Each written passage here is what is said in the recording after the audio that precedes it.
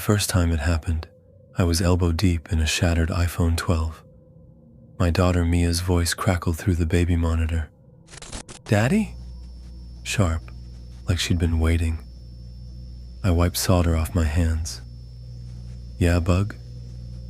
No answer, just the monitor's white noise, that low hum I'd memorized during midnight feedings.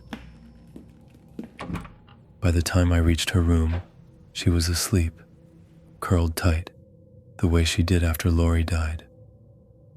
The custody papers arrived the next morning. Jenna, my ex, wanted full guardianship. Mark's unstable, Section 4B claimed.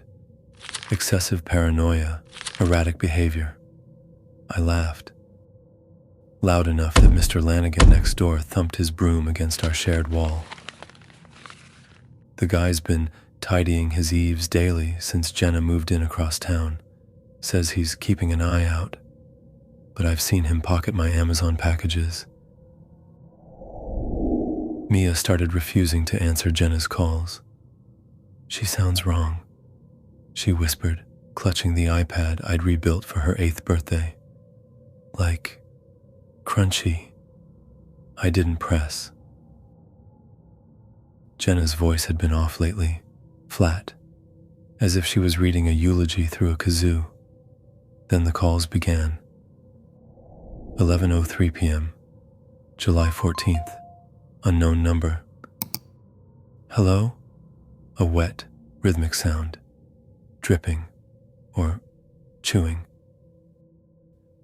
"Lori." The line went dead. I told Dr. Varma it was a prank. "Grief, hallucinations," she corrected, adjusting her teal headscarf. "Your wife's been gone 3 years. Have you considered dating?" The baby monitor flared to life that night. "Mark," Lori's voice hissed. Not the cancer-ravaged version. Our Lori, 2009. Peach margaritas on the boardwalk, Lori. She's lying. Mia's door was locked. Jenna pounced at the custody hearing. "He's delusional," she said, sliding a photo across the table.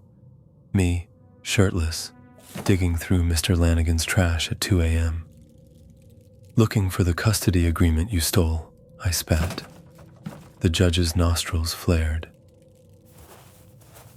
That night, I found Mia in the backyard, barefoot, tracing the azalea bushes Lori planted.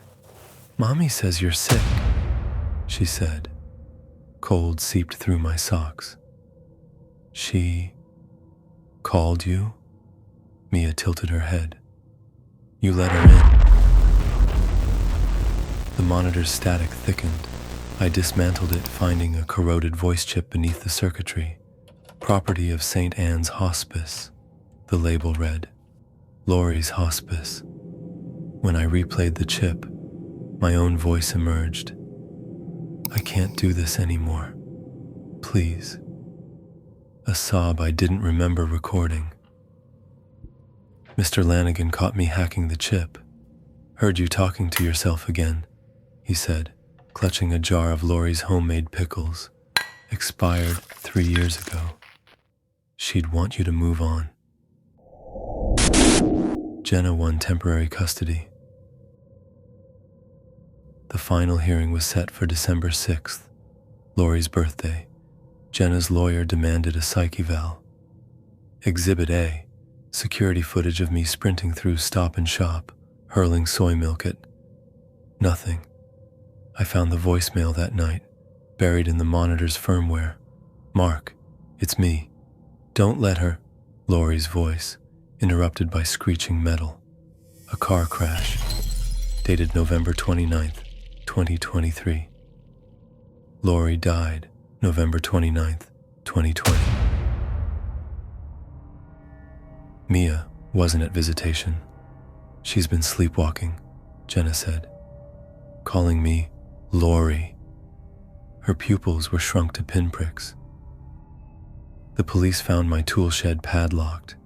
Inside, Jenna's custody files, my missing keys, and a VHS tape labeled Mia's First Steps, footage we never recorded. On screen, Laurie rocks infant Mia. "You were right to keep her," she whispers. "But he'll try to take her. Finish what we started."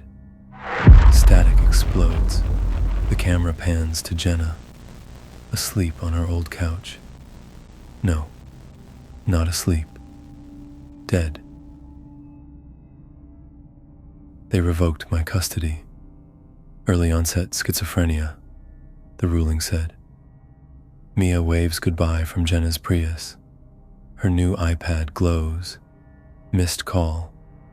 Laurie. Mom. I keep the monitor. Play the static like a lullaby. Last night, it crackled. "Daddy, I figured out the lie." Mr. Lanigan's house is dark, has been since November 29th, but his eaves are spotless.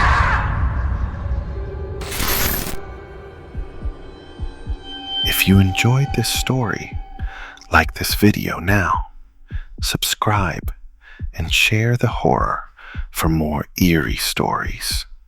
And never forget, the Hollow Man is watching you.